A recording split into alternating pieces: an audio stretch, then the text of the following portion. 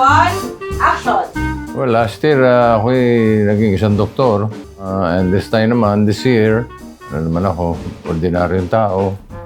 May pamilya, may mga anak, may asawa.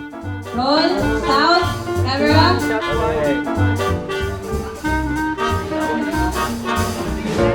Kami mga Dabbercats, we always look forward to the Lenten shoots because hindi siya madali, pero masaya siya. Sasakipin ko! Yung mga dating mga Lenten special kay Bossing, laging iyakan, mabigat. Pero this episode, this season, binago namin na mas may source of katatawanan siya with the heart, kumbaga. Bakit ka papunta kay Pekto? Wala, diretso mo lang yan. And 3, 2, 1, action! Ano pa hinihintay mo? Mag-impake ka na. Hindi, experience kasi usually yearly naman namin ginagawa ito. So, matagal na hindi nagka-taping, yun yung pinaka-experience ko rin na maninibago ka, memorize, tapos motivate, pinaka-mahirap.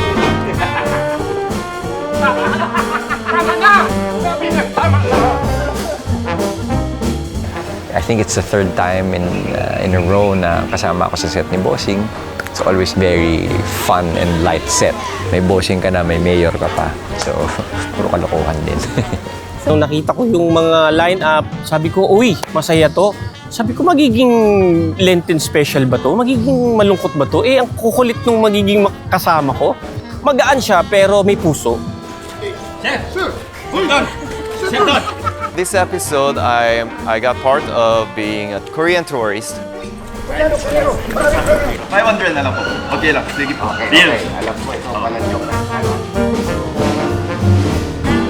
Masarap dito, maganda yung pagpapart ng mga tao, yung pagdi-divide ng tao. Pero mo kasama namin si Domeng, first time aarte, si Dominador sa Michael Bolton, si Matt Monroe, kasama namin. 3, 2, 1, action!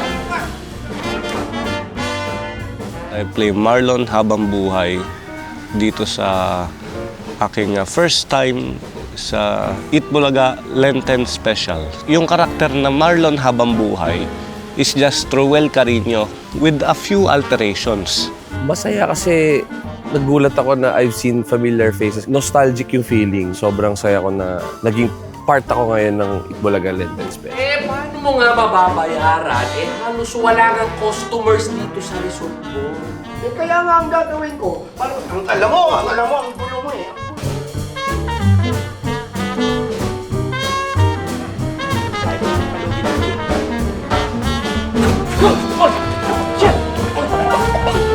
Ang first time ko makatrabaho, itong si Domeng. Yan, si Domeng, na talagang nag-a-adjust siya at pawis na pawis siya dahil nararattle daw siya pagka-eksena na. Wala na itong clearances, sir. Nung una, nalaman ko, parang hindi pa ako nakapaniwala na dito pa ako. Tapos dito bilang tagapamahala ng resorts ni Don King, sabi ko, imposible yata yun. Maraming mga bigating artista dyan, ako pa pipiliin na gano'n.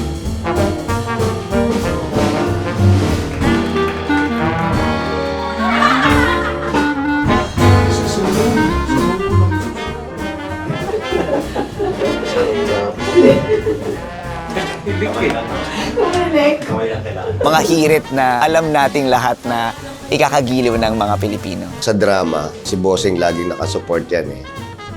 Mas alam niya kung ano yung dapat gawin, kung paano bibitaw, mahirap o masaya, nakakatawa. Let's go!